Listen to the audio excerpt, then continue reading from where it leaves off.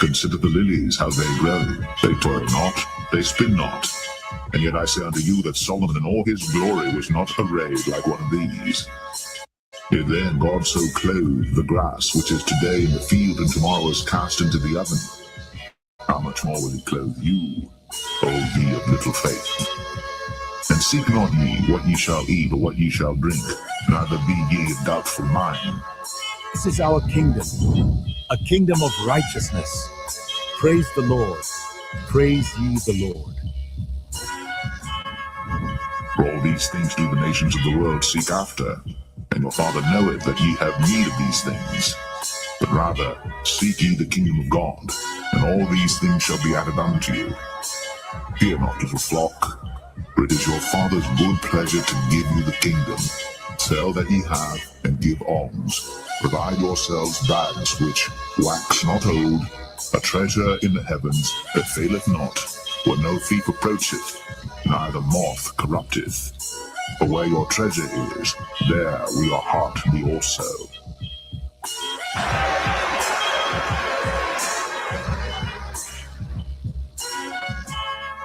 To the kingdom of Israel!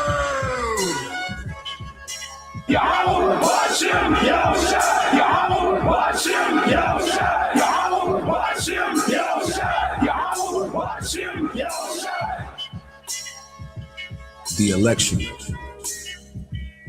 an aristocracy, meaning rule of the best,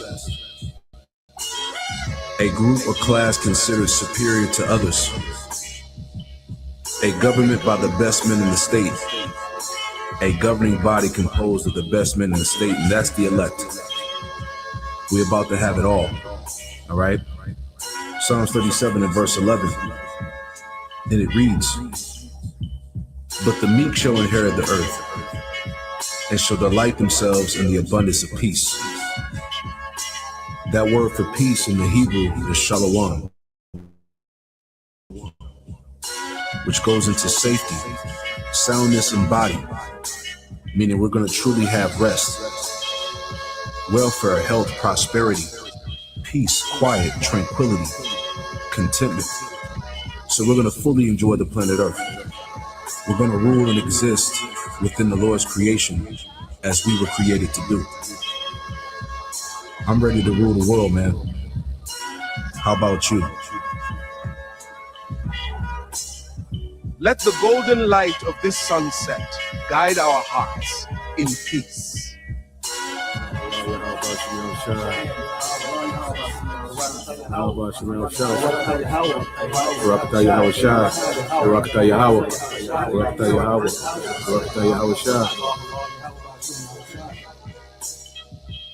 not, little flock, for it is your Father's good pleasure to give you the kingdom. Sell that ye have, and give alms. Provide yourselves bags which wax not old, a treasure in the heavens that faileth not, where no thief approacheth, neither moth corrupteth. For where your treasure is, there will your heart be also.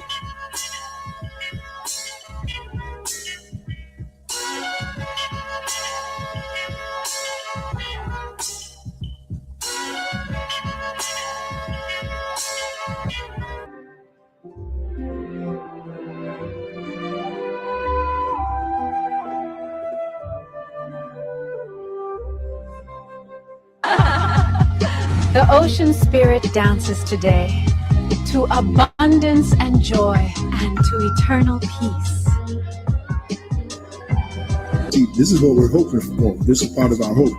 Not only that we are members of the elect with fruits meet for repentance, like John the Baptist said, but from our lower state, because we've been brought low. Even though we have this knowledge, we have this truth. Remember what it said in Revelation. I know thy works in tribulation and poverty, but thou art rich. Why are we rich? Because we're rich in faith. We have this knowledge.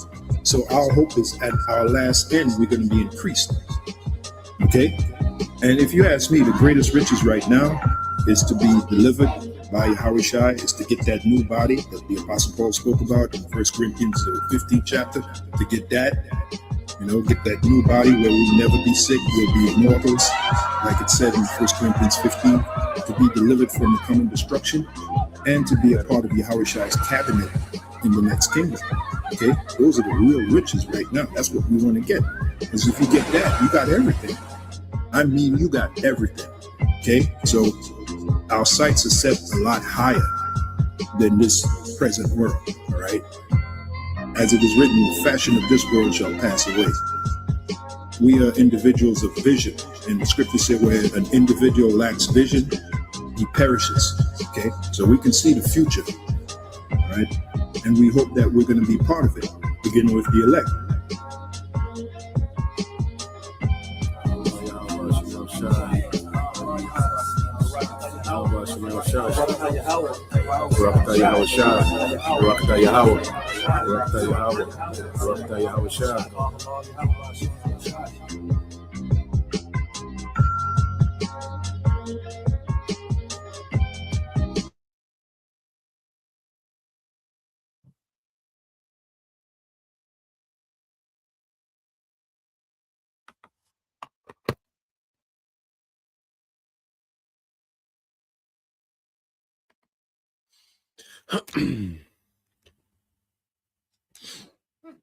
All right.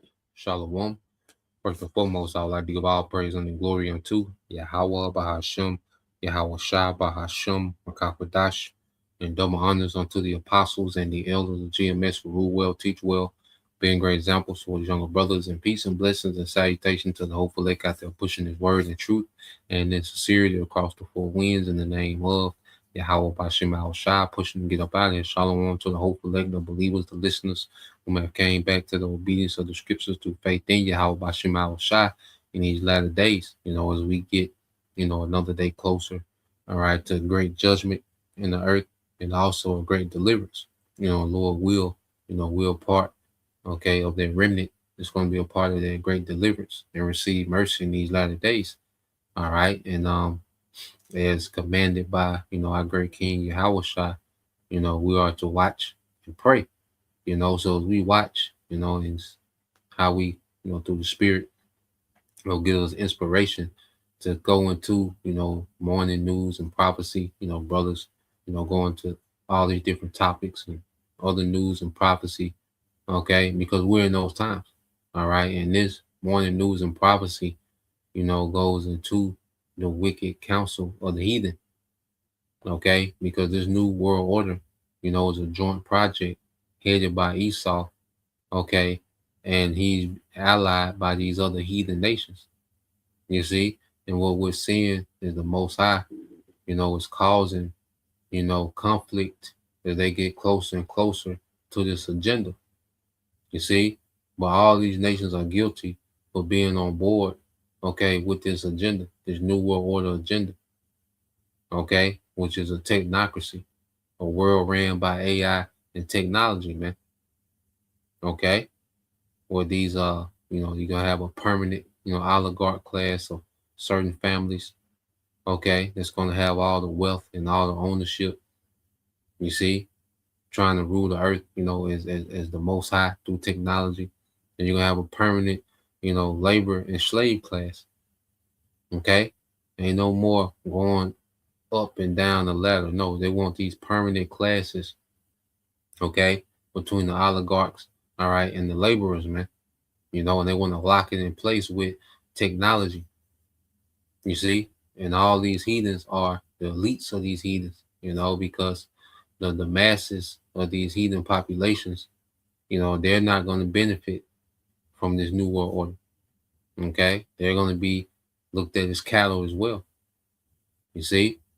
But the leaders, the governments, the super rich, the elite families of even these other nations are in cahoots, okay, with Amalek, man, okay? And it's going to result in all these heathens going into captivity, okay, and being punished for this rebellion, Because even though, the common heathen, all right, is not, all right, in the loop of the agenda of the New World Order, well, they still serve other gods.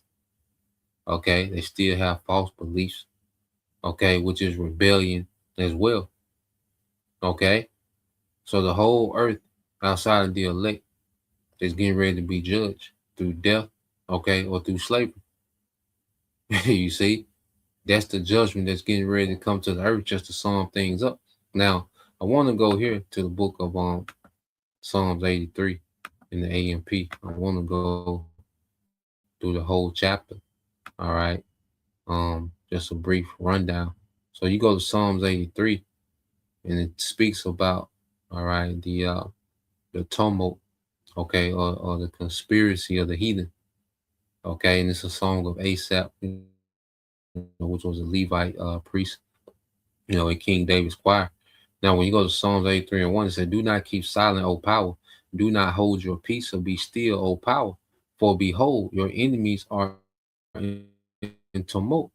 So this is a request for our power to get active against our enemies, man. You see, when you go to Psalms 83, this is a song, and it's requesting the Lord to intervene, okay, on our enemies, man, which are these heathen nations, beginning with Esau. Okay, and you're going to see as when you go into it, said, "For behold, your enemies are in tumult," which means they're conspiring. Okay, they're scheming. Okay, of a plan.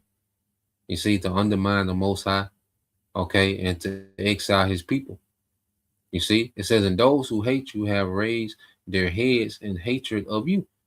So these heathens have been emboldened by the leadership of Esau. Okay, to go against Yahweh by Shema Shai. You see, it says they concoct crafty schemes against your people and conspire together against your hidden and precious ones, which are the tribes, man. This is why there's an agreement amongst, okay, these elites to hide who we really are. These nations to hide who we really are. Okay, they're in agreement, to keep us hidden as a people. You see, because the upper echelon of these heathen nations, they know who we are, man. Okay, and in this new world order, you think they're going to reveal who the true tribes are? No. Okay, they're going to suppress it. They're going to have the ability to suppress it even more. Okay, and ultimately, we know this devil, he wants to try to eradicate the nation of Israel, man. That's why Jacob is just going to be Esau getting his rocks off on the tribes, man. And if you're outside of the elect, the Lord is going to allow Esau, okay, to have his way, man. That's why it's the time, to be in the good standings with our power, man. Because we're going to need, all right, help from on high coming into these times. Okay? Because that's on the agenda for Esau, is to get at the tribes, man. He wants to knock. Because when he talks about depopulation, what, all right, people do you think he wants to depopulate the most? Okay? Psalms 83:4 said, "They have said, come and let us wipe them out as a nation. Let the name of Israel be remembered no more." Okay? And they've done this, as far as identity, they separated our people from their true identity. Okay? Because in this system, it doesn't reverence the true Israelites as being Israelites. Okay? The system doesn't reverence that. It doesn't accept that. Okay? And ultimately, we know if the devil could, he will wipe out every Israelite, man. You see, but now you have, Israelite foreigners, our people look like other nations. He can't tell, okay, on the surface. You see? But at the end of the day, the Lord said he would never do away with his people. So it's a vain thing, all right, that these heathens are conspiring, man. Okay? It said, "For they have conspired together with one mind against you. They make a covenant," which is an agreement. Okay? So these nations have certain agreements. All right? But we understand that we're dealing with who? Esau, who's full of treachery, even against his own people, man. Even against amongst these certain oligarch families, they're treacherous towards each other, man. Okay, so these agreements are not going to stand. It's going to lead to an all-out war. The Lord's going to make, all right, to where they agree to a point, and then they're not going to agree. Okay, and this war is going to go beyond what these devils can manage, man. Okay, verse 6, it said the tents of Edom and the Ishmaelites of Moab and the Hagrites, man. So you see the tents of Edom is mentioned first. Okay, you Ishmaelites, you Moabites, so-called Arabs, all right, so-called Chinese. Okay, and it says Gabal and Ammon, all right, so-called Japanese, and Amalek, the small hats themselves, which are at the forefront of this rebellion. Okay, they planted the seed of this rebellion going back to the age of enlightenment. Okay, when they really started to challenge the Bible, you know, the the forwarding of these secret societies amongst these governments and push rebellion against the Bible, man. Okay, push these these one world government doctrines, and you see, man is God and all this madness, man. Okay, Amalek is at the forefront of that, man. All right, Philistia, all right, Hamites with the inhabitants of Tyre, Hamites, and it says Assyria, okay, also has joined with them. You see, so that whole region of what they call the Middle East, okay, especially modern day Syria, Jordan, in that region. It says they have helped the children of Lot, all right, the Ammonites and the Moabites, okay, Japanese and Chinese, so-called Japanese and Chinese, and have been an arm of strength to them. Deal with them as you did with Midian, okay, the Midianites, all right, and it says as with Sisera and Sisera, he was a Hamite, okay, he was a general under the king Jabin of I believe a Canaanite king. But Sisera, that's the one who the Israelite woman, she lured him into the tent, okay, and eventually put a spear through his head.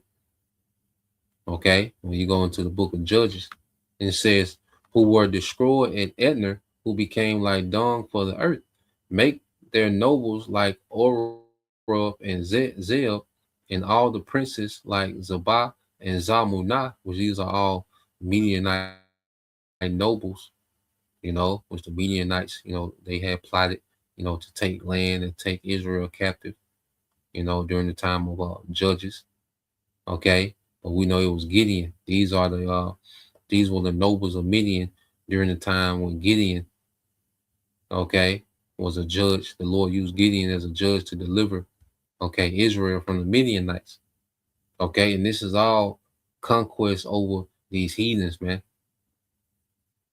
So this whole psalm is calling out the conspiracy of the heathen against the Lord's people, okay, and then calling the Lord to act against these heathens, man. When you go into Psalms 83, okay, it says, "Who said let our it said let us possess for ourselves the pastors of the Most High." Yeah, they wanted to they wanted to take the land, and they wanted to take us as captives, the Midianites. Okay, it says, "Oh my power, make them like whirling." Said, "Make them like whirling dust, like chaff before the wind, worthless and without substance. Like fire consumes the forest, and like the flames sets the mountains on fire." And we know in this time judgment is going to be through fire. Because you go back to these accounts, it was ancient warfare. They lost. The Lord was with us, all right, and we overcame through ancient warfare. But this time it's fire that's going to judge, all right, these heathens, man. Okay, this third world war is going to be a war of fire, and these heathens going to be judging each other. You see, because even with the Midianites in this, Gideon, the Lord did make the Midianites fight each other in the field. Okay, so this World War III, all right, is going to be these heathens, destroying each other with fire. through these missiles, and then eventually it's gonna go nuclear. Okay, and America is gonna be turned into a desert. You see? So let's look up real quick. The, uh,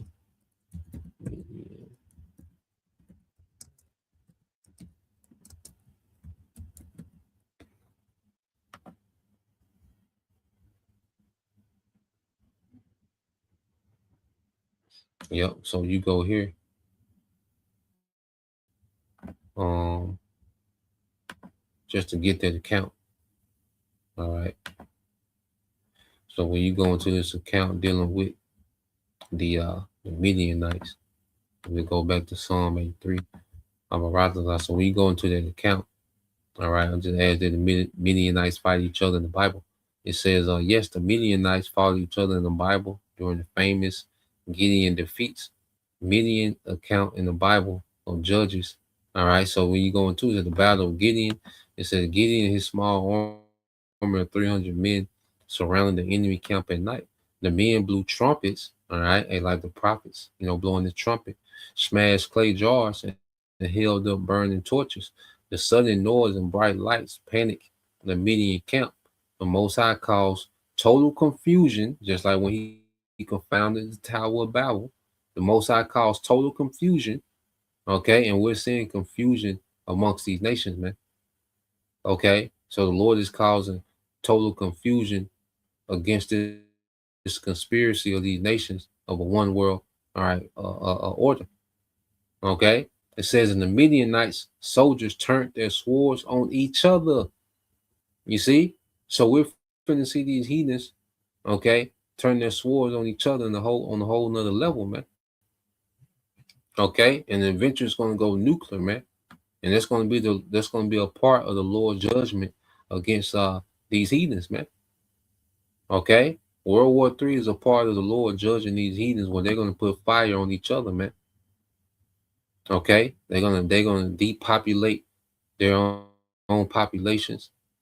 They're gonna depopulate their own people. Okay, so everything plays in our favor. These back and forth that we seeing with these nations, it all plays in our favor, man. And it's all part of the Lord's judgment against these heathens, man. From their elites, to the common people. Okay, so when you go to back to the book of Psalms 83 and 14, it said, like a fire consumes the forest, and like the flame sets the mountains on fire, so pursue them with your tempest and terrify them with the violence of your storm. And that's the chariots, man. Okay, because the Yahweh Shai is going to enter this war, and he's going to finalize the judgment. He's going to destroy these militaries. Okay, and the remnant of these heathens is going to be rounded up for captivity. You see, when we come back to the earth, man, he's going to deliver his elect, destroy the militaries of the earth. Okay, and then eventually the elect are going to come out these chariots and gather up the remnant of these heathens to captivity, man. Okay, and it's the beginning of the punishment, okay, for this great rebellion. Verse 18, it says, fill their faces with shame and disgrace, that they may persistently seek your name, O Lord Yahweh B'Shem Al Shai. And imagine these niggas in captivity, and Yahweh Shai is going to be in the earth ruling. Okay, the nation of Israel turned into immortals, man. And this is what you heathens fought against. You thought you was going to pull off, okay, a new world order, okay, with this, with this mere mortal technology. Okay, so it's going to be a great shame on these heathens, man, for the fact that they even tried to pull this off, man. Okay, the Lord gonna have these heathens looking dumb as hell, especially Esau. All right, and these heathens gonna look at Esau like, we follow this dumbass nigga. This was a dumbass plan, man. Look at these people. Look at their God. Look at their power. Okay, and this is what you had us to go against. You see, verse 17 said, let them be ashamed and dismayed forever. Yes, let them be humiliated and perish, that they may know that you alone, whose name is the Lord Yahweh B'Shem Al Shai, are the Most High over all the earth. Okay. So let's go from there. I want to get this video. Okay. Because this is how they're gonna sell, this new world order and show you that these nations are on board. So let's go here and let's get this video. Okay.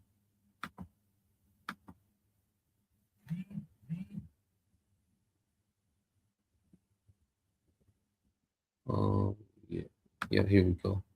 So let's get this. He sums it up. First about 9 minutes. We'll let it play. All right, but all these nations are on board and they dress it up, as if everything they're doing is for the benefit of the masses, the common people. Okay, it's all about using technology to enhance life, to eliminate, all right, cancer and diseases and poverty and all the BS that they've been feeding for years, man, and been doing the exact opposite. Okay, so let's play this, and this is the PG-13 version of the New World Order. Then we're gonna get into what these devils are really bringing.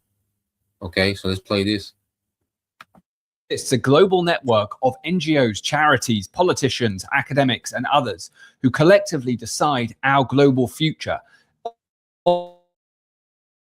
often without democratic consent. Elite, from the World Economic Forum to the World Health Organization or World Trade Organization or International Court of Justice, or countless NGOs and charities, but at the heart of it all, the United Nations. And they collectively decide on the trajectory of the world within their elitist echo chambers. So no matter who we vote for, we always get the same agenda, the same ideology, their ideology. And speaking of the agenda, we're going to use the United Nations Agenda 2030 to explore how this operates.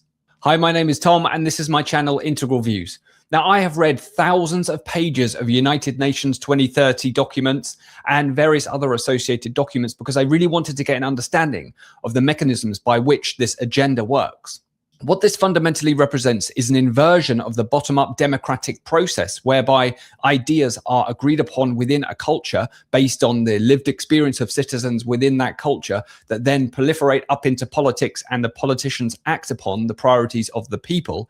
It inverts that process such that you then have an elitist top-down philosophy and an agenda that comes from an elitist group at the top.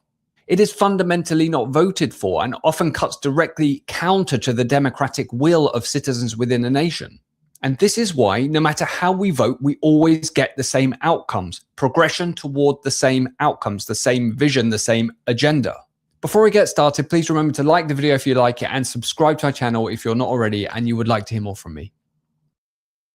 It calls for an end-to-end platform that can do it all. And building that takes actual intelligence from an industry leader with extensive experience building AI solutions that drive tangible outcomes. The new era of CX. But what is the United Nations 2030 agenda? Well, in 2015, it was agreed upon by all heads of state for the nations that are members of the United Nations, and that was in 2015. And then they created these Sustainable Development Goals, of which there are 17. And these Sustainable Development Goals, or SDGs, are a replacement or development of Millennium Development Goals, which preceded them. And these these, are the cute talking points, they present, this new world order is something for the people. Okay, like he said, no matter how you vote, okay, the direction of the global world order continues on this path.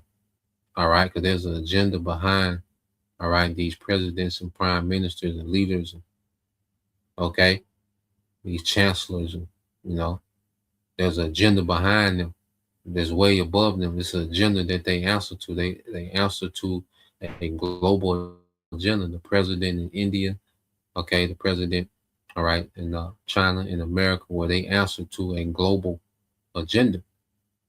Okay, now within that, at the scriptures, as we just went into, just in the Midianites, they went into confusion and fought each other. Okay, so the Lord is having events happen to where, these nations that have these agreements, they're starting to go into confusion and fight each other. Okay, they're fighting their way into this new world order because everyone wants leverage. Everyone wants to have as much power and leverage as possible. All right, before they lock this thing in and switch this thing over. Okay, so it's very interesting how the Lord got this thing playing out. All right, but Republican and Democrat been stopped mattering a long time ago. Okay, and it's all about forwarding the agenda, okay, of the elites. You see? Millennium Development Goals, or MDGs, were in place from the year 2000 to 2015. They were developed in collaboration between the Sustainable Development Goals. You can pause and have a look if you want to. Essentially, what these represent is this utopian vision of the future. The way to think about this is that our leaders, right, the heads of state of the United Nations member states, all got together and convinced themselves of this fantastical version of the future within these little closed echo chambers. And then they went about trying to apply that across the world within their nation states, all contributing toward it. So, for example, no poverty, zero hunger, good health and well-being, quality education, gender equality, go down the list, right? It basically covers everything. And down the bottom there, you've got life on land, life below. And it's all BS. These devils create poverty. Okay, they intentionally create poverty. They create disease and sickness. They destroy the food supply. Okay, they have psychological warfare that destroys people understanding their concept of the earth and how the earth works, and make people more dependent on them. You see? The solution that this devil come with, okay, to these problems that he's created, okay, and he comes with this same game. And technology is not the solution to world hunger. Okay, technology is not the solution to poverty. Okay, this whole system is flawed. The problem is with the system itself and the people that runs the society. The earth has an Edomite problem. The poverty problem comes from Esau being in power. Okay, the health crisis comes from Esau being in power. Okay, the environment crisis comes from this devil being in power. And this nigga had the nerve to talk about the drinking water. Okay, when we seen clearly these last few months or so, all right, the damage and devastation of these data centers. Okay, so this is completely BS, these SDGs. But this is what they present to the masses, is this to justify, the rollout of technology. Okay, and this infrastructure, the digital infrastructure.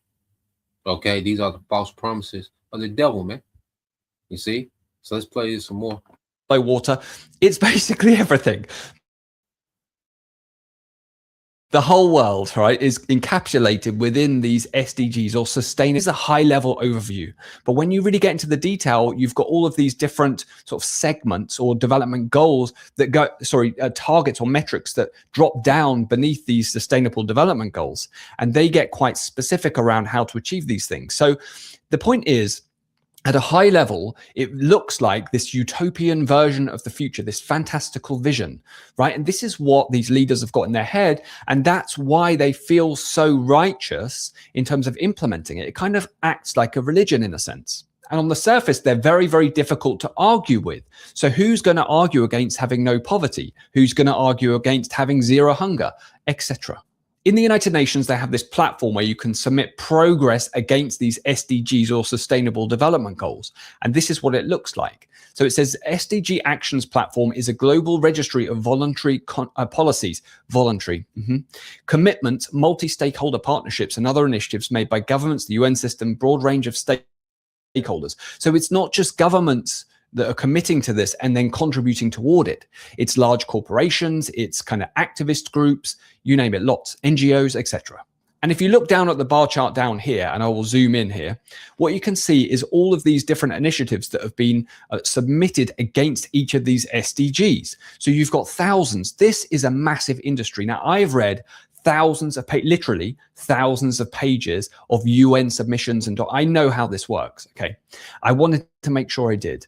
And essentially, it is a huge industry, the likes of which it's very difficult to convey in a short video. So I'm not going to go through it in great detail, but trust me, this is a huge industry. Now, as I said, in 2015, all of the heads of state of the different United Nations member states, they got together and they agreed upon this, and then they put their backing for it, right? So they signed up to this program, this agenda. And this will make these nations guilty, okay? Because they all are on board with this agenda. You know, and it's not every nation, but the collective, the mass majority of these nations, man, okay, have signed on board to this agenda. You see, the conspiracy, Psalms chapter 2. Okay, the heathen imagine the vain thing. You see?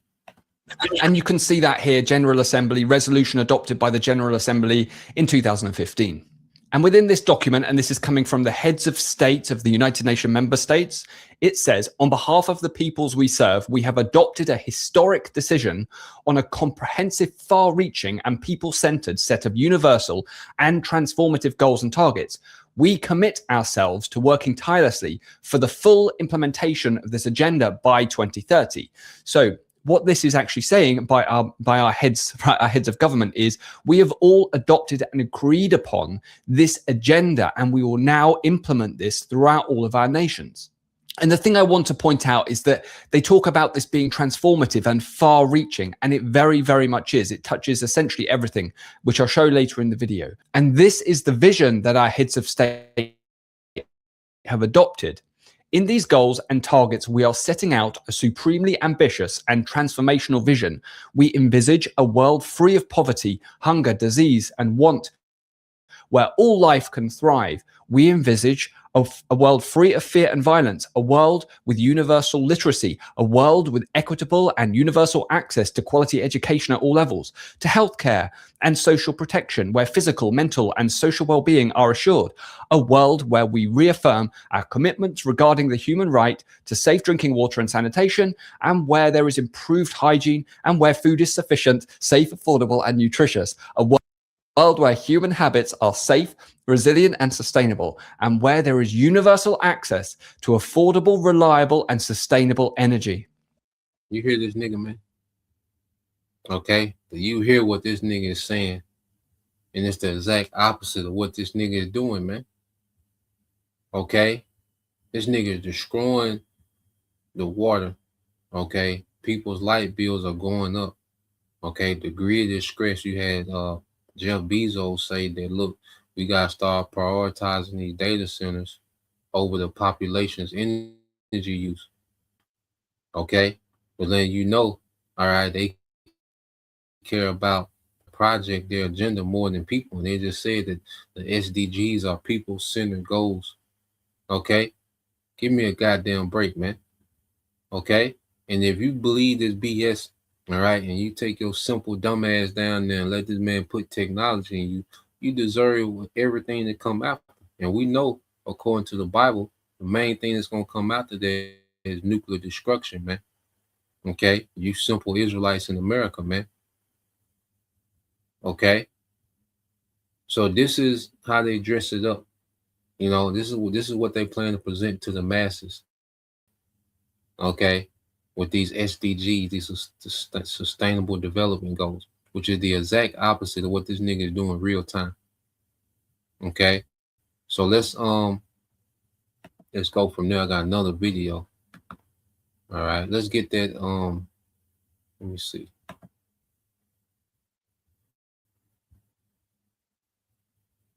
What's that Psalms? The 55, 21, and 22. Brother can post that by which I. You know, well, let's get this video and show you what this system is doing right now in China. And it has nothing to do, okay, with no clean drinking water, okay, with no access to education, and your education is trash. All you do is indoctrinate people to be compliant to you. That's a good education. Is this devil indoctrinating the masses to be compliant to them, to be anti-Messiah, okay, to set them up for complete, okay, destruction, man. You see? So let's go here, all right, to a simple nigga, like I said, to a nigga like Anton Daniels, okay, that nigga, he hear that and this nigga's on board, okay, simple nigga like that, man, because he represents one of many, okay, but let's get this real quick. This is the book of Psalms, chapter 55, verse 21. Said the words of his mouth, is from the brother Atazawam, hopeful lake. It said the words of his mouth were smoother than butter, but war was in his heart. His words were softer than oil, yet were they drawn swords. Okay, so this is the MO of Esau, to come with these soft words, these smooth words. Okay, while scheming, okay, war. Okay, and it's been a war on the masses for a long time, especially in America, man. You know, it's been psychological war, a war against your health, okay, a war against your thinking, what they call cognitive diminishment. You know, this technology has been destroying people's, you know, ability to think.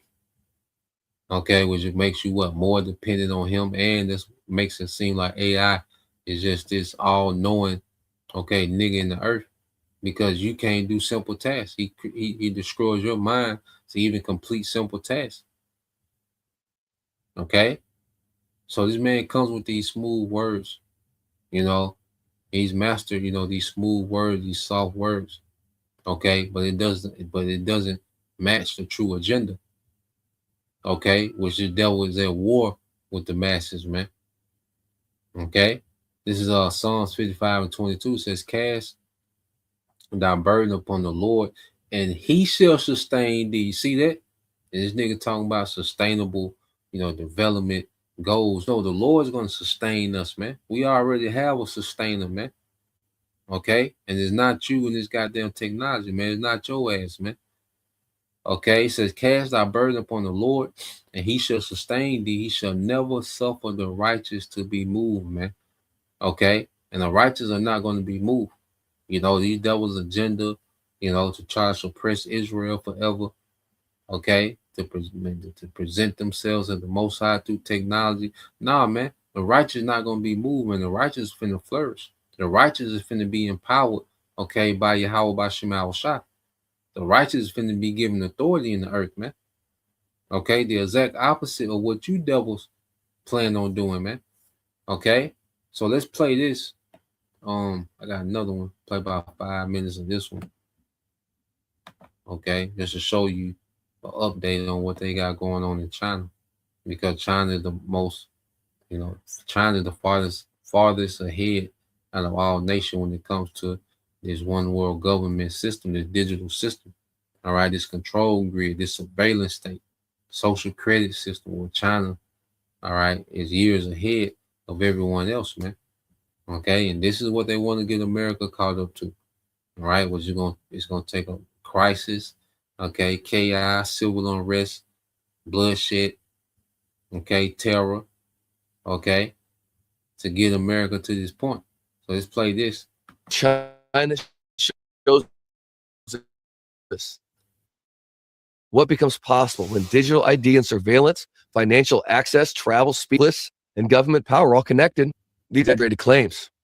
There may be some about China's social credit system, but I want to talk to you about their social credit system.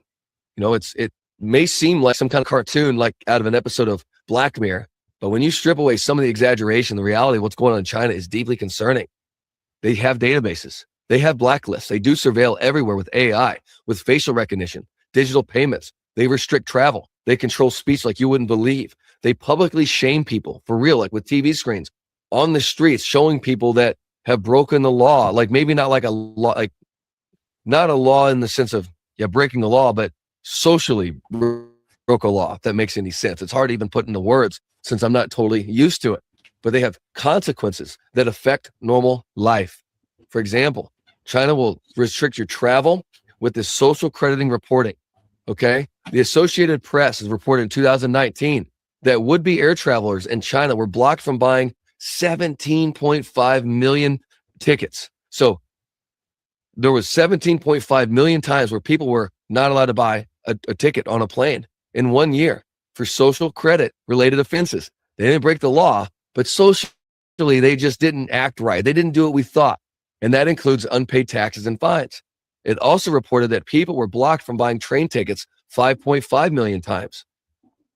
Now think about this. This is not just a fine. This is not just a letter you get in the mail that warns you. This is your ability to move. You're being affected. You're in a system. You can't even travel. That's the difference. In the old world, you could have a problem in one area of your life and still live the rest of your life somewhere else, somehow else. But a connected digital system, one issue can literally follow you everywhere. Your payment, travel, housing, your reputation, your access, your public services, your online life, everything can become connected. That's the danger. I'm a pastor, and years ago, I felt like the guy said, go after finances the way you went after healing, which we were going after healing. It's really happening. And China's social credit system is not one system. It's an ecosystem. Stanford's Digi China explains that China's social credit system is not exactly one single system. It's more like an ecosystem of centralized and local initiatives, state and private actors working together, consequences tied to your behavior. Researchers also have explained that one of the core mechanisms of China's social credit system is the blacklist. These blacklists can punish people for legal or regulatory violations that may fall short of criminal activity, and they can create real-world consequences. That is what people need to understand. I mean, they're doing it. So the issue isn't like, do you have a score? The issue is, can you be categorized? How can we label you? How can we flag you? And can you be blocked? Can you be restricted? Can the system decide that you're untrustworthy? Remember, unperson you. Because when that happens, your freedom becomes conditional. And in the digital society, conditional freedom isn't recognition. The report showing how powerful China's surveillance network has become. TechCrunch has reported that Chinese authorities located and apprehended a BBC reporter in 7 minutes using CCTV and facial recognition. They were looking for him and found him in 7 minutes. And this is what these heathens want. All right. See, China is fully on board with playing the Most High through technology. Okay. Their facial recognition, so now they can scan the crowd. You got billions of people in China, and they can scan through, these populated cities, with millions of people, and find a person in 7 minutes just off facial recognition. Okay, and this is the power. And see, and they got this from Esau, because this is the ambition of Esau, to play the Most High through technology. Okay, and this is what these nations have jumped on board with. Okay, this is these nations committing fornication with the whore. Okay, which is a great rebellion against the Most High. Okay, against Yahweh Bashim Al-Shai. Okay, by the way of technology, man. You see? So let's play a little more. Combine that with digital payments, digital ID. Combine that with a social credit, online speech track. Does know what you did. It knows where you are, what you said, what you bought, what you traveled, what you searched at once, who you associated with, and even what you believe. And it can do it in a second because it's AI super intelligence mixed with data centers. If that system is controlled by people hostile to the truth of the gospel, hostile to Jesus, hostile to freedom, then you begin to understand why Christians must pay attention. I bring this up because China gives us a picture of what it is, that it's possible when these systems come together. It had nothing to do with no damn clean water. Okay? Access to education. No, it's a control system. Okay? It's a system based on see, a social credit system is a system of advanced behavior modification. Okay, just like these celebrities, they have to act a certain way to maintain as a celebrity, their crowd, their market, okay, their ability to make money. Like this counsel culture that we've seen in America amongst these celebrities who said the wrong thing, did the wrong thing, made the wrong song, made the wrong joke, made the wrong comment, okay, and they get counsel, shows get counsel endorsements. Well, they want to bring that to the common person, okay, to where you can get counsel if your behavior doesn't fit the status quo of the devil, man. Here it is, the devil wants to sit at the seat of scoring someone's behavior, okay? He wants to sit in the seat of judgment, okay, of judging behavior, okay, when he's a complete demon, man, okay? This is the system that these devils, okay, want to bring. Let's go here because I looked it up. Just a real quick look up. When you go into so I asked the Google and this that video there. You brothers want to watch the rest of it. So I go into let's see.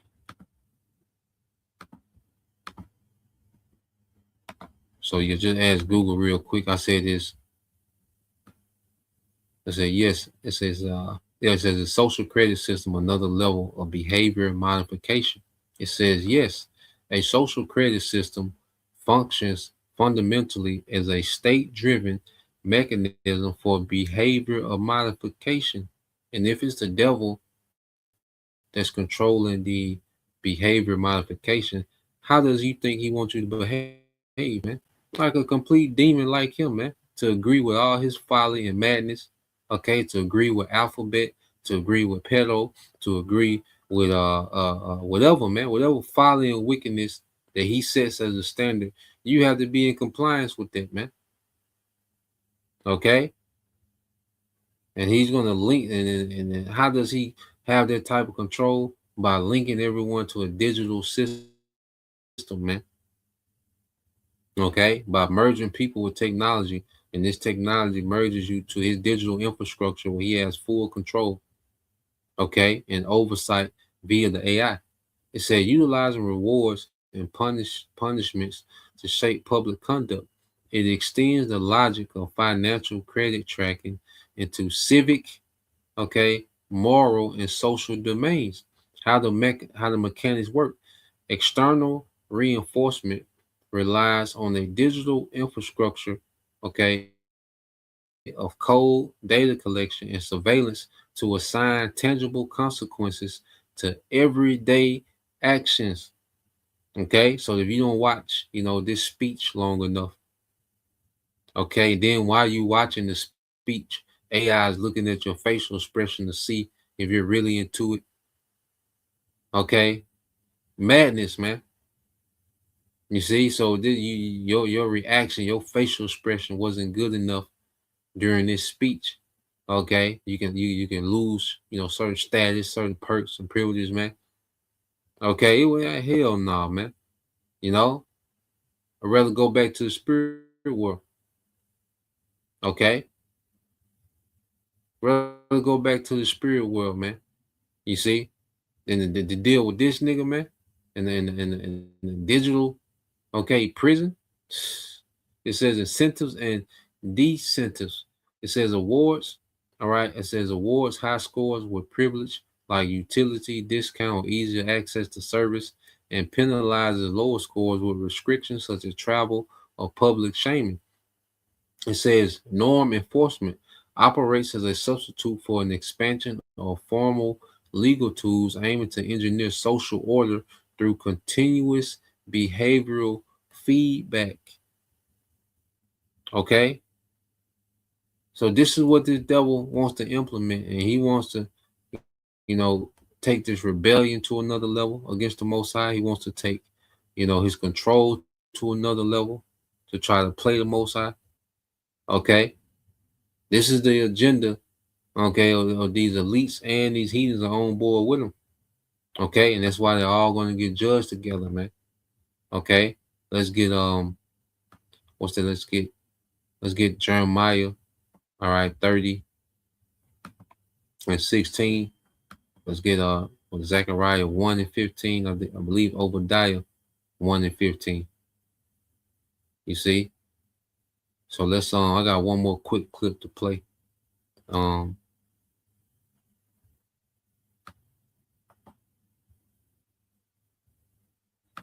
Yeah. Got in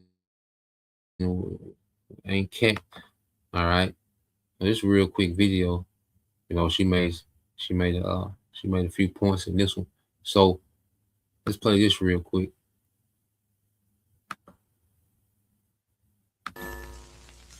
So here's the problem, though. If you look at how AI is being positioned and communicated, it is being used to implement a control grid.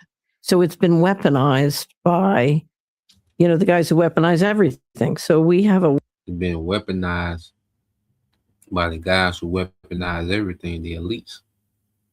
Okay? And it's beautifully said. AI has been weaponized by the guys who weaponize everything. Okay? Let's play this. wonderful wrap-up called Omnivore, which is the weaponization of everything. So, you name it, they've weaponized it. Milk, I don't know, pink polka dot, everything. So and that's in the scriptures. The brother want to post that as well. Sirach. All right. 39 verses 20. I believe it's 25 through 26.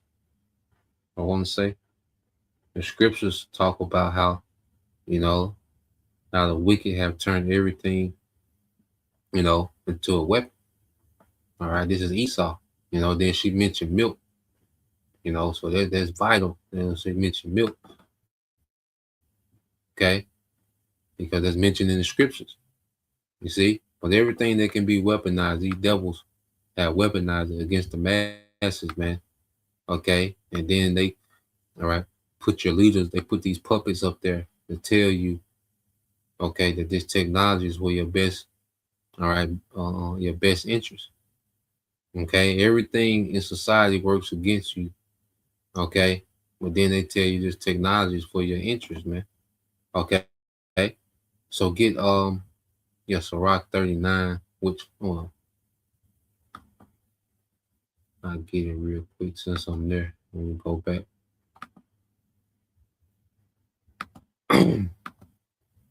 I'll grab it real quick.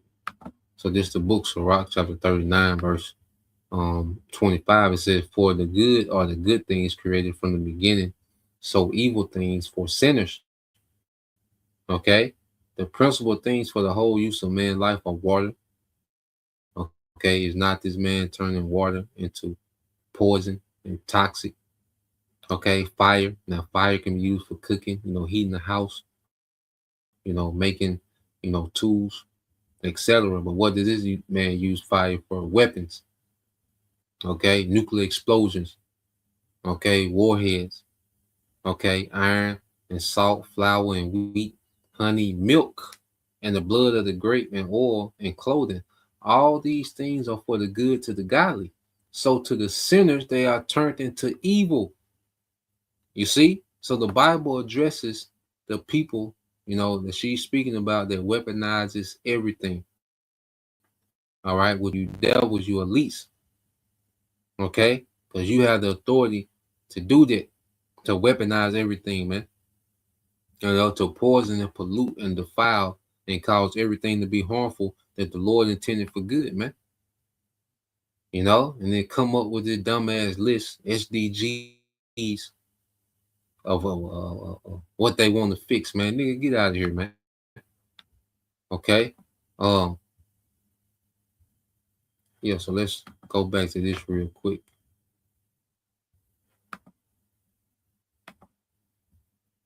So, but AI, the clear message is we're going to use this to control you that's the best image. But AI is going to be in charge, and it's smarter than you, and you're stupid. And so if you look at the oligarchs' message about AI, it's making a lot of So people. who do you think is doing this? Because I know that 99.9% of the people actually involved don't aware of that. I agree. They're not. That's not. They're totally. I would say.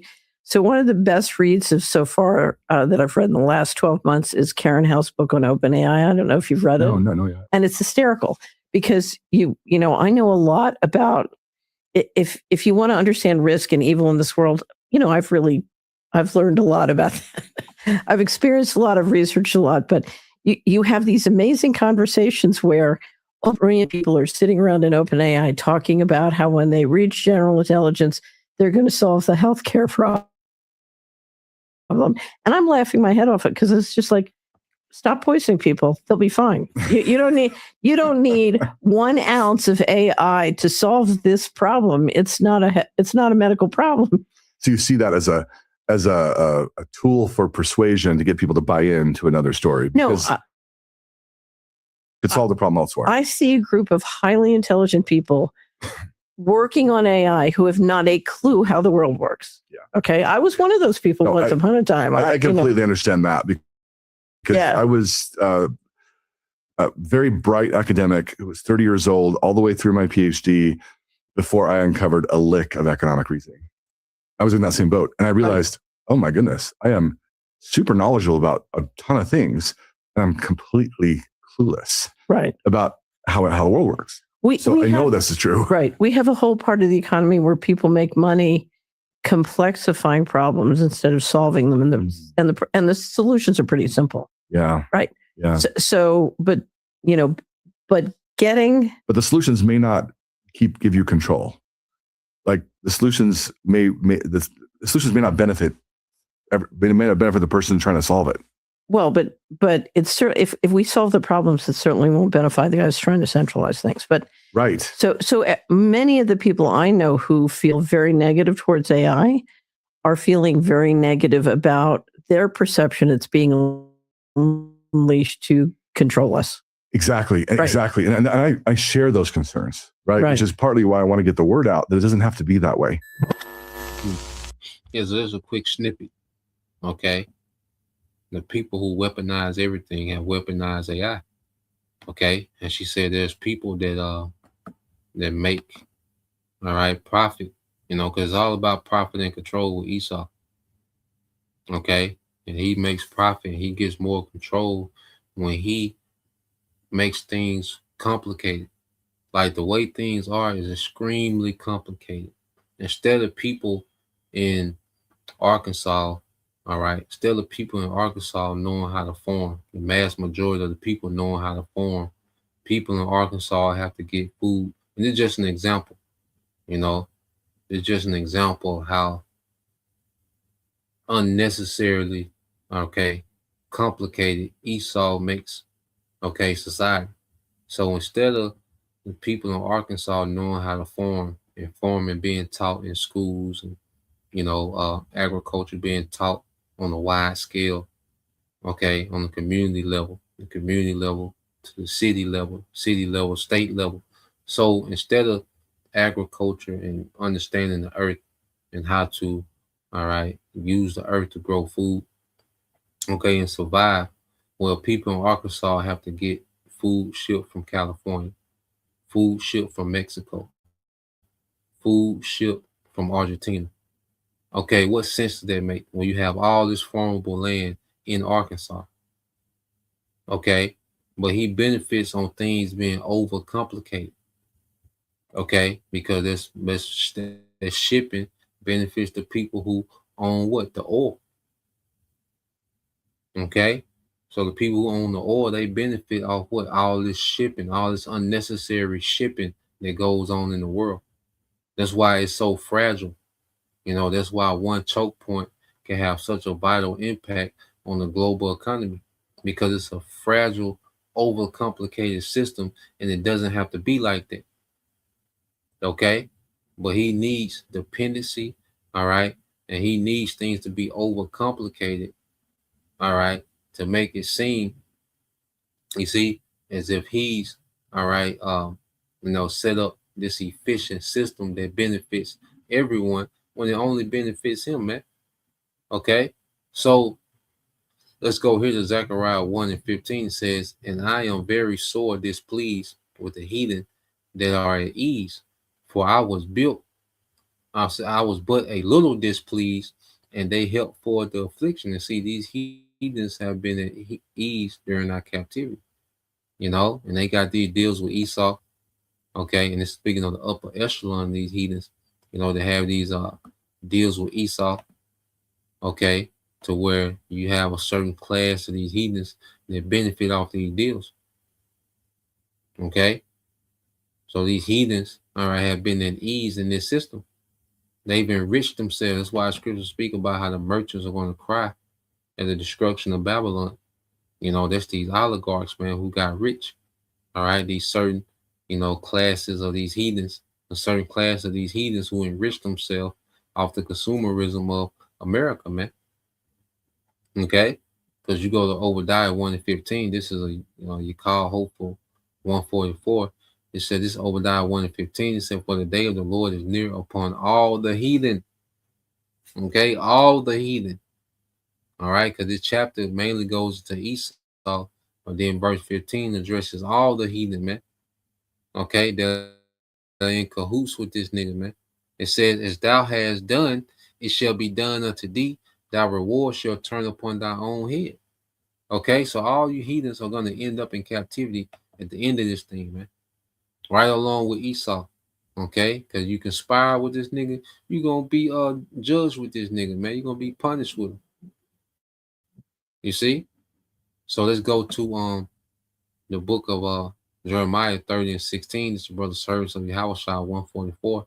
It says, therefore, all they devour thee shall be devoured, and all thine adversaries, every one of them, shall go into captivity, and they that spoil thee shall be a spoil. So all these nations are getting ready to go into captivity, man. Every last one of them, man.